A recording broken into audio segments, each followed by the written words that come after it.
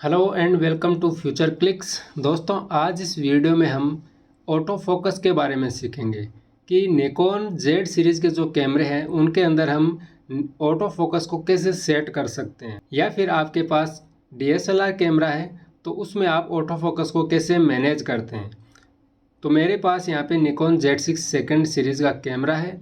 आपको इस वीडियो में मैं बताऊंगा कि प्रॉपर आपको ऑटो फोकस किस प्रकार से अपने कैमरे के अंदर यूज में लेना है और आप किस प्रकार से किसी फंक्शन के अंदर ऑटो फोकस को सेलेक्ट कर सकते हैं, या फिर कौन कौन सी सेटिंग्स है जो आप अपने फ़ोटोग्राफी में या फिर वीडियोग्राफी के अंदर अप्लाई कर सकते हैं। तो अभी मेरे पास ये जेड सीरीज़ का कैमरा है। अगर आपके पास भी जेड सीरीज़ का कैमरा है तो आप मेरे साथ साथ वीडियो में बने रहिए। यहाँ पे आपको काफ़ी फीचर्स मिलेंगे। अगर डीएसएलआर आपके पास कैमरा है तो उसमें कुछ फीचर्स हो सकते हैं मिसिंग हो, क्योंकि ये कैमरे के क्वालिटी पे या फीचर्स पे डिपेंड करता है कि आपके पास किस प्रकार का कैमरा है और उसमें किस प्रकार के ऑटो फोकस ऑप्शंस आपको मिलते हैं। तो यहाँ पे अपने पास जेड सीरीज़ कैमरे की अगर हम बात करें, सेकंड के सीरीज़ का जो कैमरा है इसमें हम ऑटो फोकस किस प्रकार से यूज लेते हैं। तो सबसे पहले आपको मेन्यू के अंदर आना है। मेन्यू के अंदर आपको 4th नंबर का ऑप्शन मिलेगा, कस्टम सेटिंग मेन्यू। इसके अंदर आपको ऑटो फोकस ऑप्शन मिलता है, इस पर आप आ जाइए।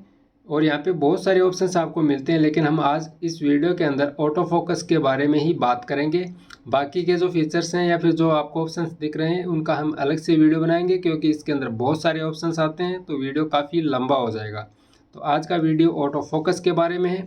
यहाँ पे हम जैसे ऑटो फोकस के अंदर आते हैं तो यहाँ पे आपको काफ़ी सारे ऑप्शंस मिल जाते हैं ऑटो फोकस से रिलेटेड। तो अब यहाँ पे जो सेटिंग्स आपको दिख रही है वो किस प्रकार से आपको कैमरे के अंदर अप्लाई करनी है।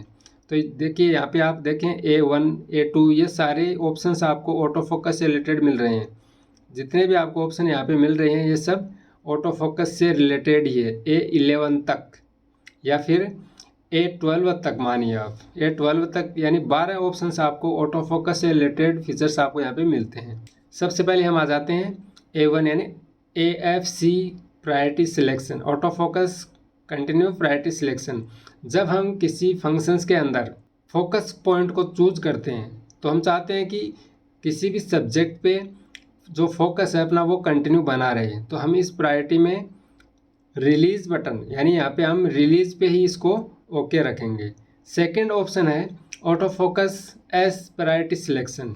इस सेटिंग के अंदर या इस ऑटो फोकस सेटिंग के अंदर हम फोकस मोड को ही ऑन रखेंगे, क्योंकि यहाँ पे हम अगर जैसे कोई फोटोग्राफी करते हैं तो सिंगल पॉइंट को अपने को ट्रैक करना होता है, तो यहाँ पे ये सेटिंग अप्लाई की जाती है। थर्ड हम बात करें focus tracking with lock on. इस सेटिंग को आपको किस प्रकार से यूज में लेनी है, यानी ये जो सेटिंग आपको यहाँ पे दिख रही है ऑटो फोकस ट्रैक, यानी आपको अगर सब्जेक्ट, आपका जो सब्जेक्ट है फ्रेम के अंदर उसको अगर ट्रैक करना है, वो अगर मूव हो रहा है और हम चाहते हैं कि वो मूव होके कहीं पे भी जाए लेकिन हम उसको ट्रैक करेंगे, मेरा जो कैमरा है उसी फोकस इस सब्जेक्ट पे फोकस करें, तो हम इस सेटिंग को क्या करेंगे, इसकी जो स्पीड है इसको थोड़ा ध्यान से समझना। क्योंकि जब हम जैसे प्री वेडिंग करते हैं या फिर अपना जो कैमरा है उसको अगर हम गिम्बल पे यूज कर रहे हैं तो क्या करते हैं, कैमरे को अपने को मूव कराना पड़ता है, साथ ही साथ आपका सब्जेक्ट भी मूव हो रहा है, तो दोनों मोशन में आ रहे हैं, इसलिए आपका जो फोकस है वो आउट हो जाता है।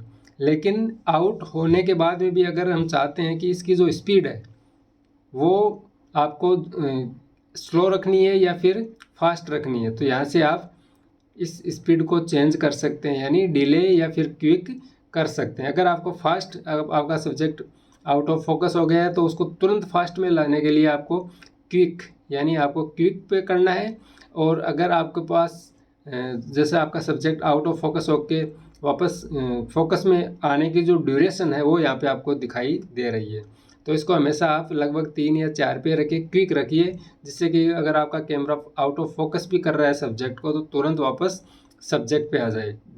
जिस टाइम आप ऑटो फोकस ट्रैकिंग को यूज में लेते हैं आपके फोकस के अंदर, तो ये सेटिंग आपको काफ़ी फ़ायदा पहुंचा सकती है। फिर हम बात करते हैं फोकस पॉइंट यूज। तो फोकस पॉइंट यूज में अपने को ऑल पॉइंट सेलेक्ट करने हैं। ये जो कैमरा है निकॉन Z6 सेकंड, इसके अंदर 273 फोकस पॉइंट्स अपने को मिलते हैं। तो हम चाहते हैं कि पूरे पॉइंट्स पे हम ऑटो फोकस क्विक कर सकते हैं। यानी जैसे आपकी ये स्क्रीन है, इसके अंदर आपको 273 ऑटो फोकस के पॉइंट्स मिलते हैं अलग अलग। जैसे हम टच करते हैं स्क्रीन को तो वहाँ पे आपको आपका जो कैमरा है वो पूरा फोकस होता है। तो हम चाहते हैं कि जितना भी अपने को फोकस एरिया मिल रहा है अपनी स्क्रीन के ऊपर, पूरे पे कहीं पे भी हम आसानी से क्लिक करते हैं कैमरा फोकस हो जाना चाहिए। तो यहाँ पे आप देख सकते हैं कि आपको ऑल पॉइंट्स को यूज में लेना है।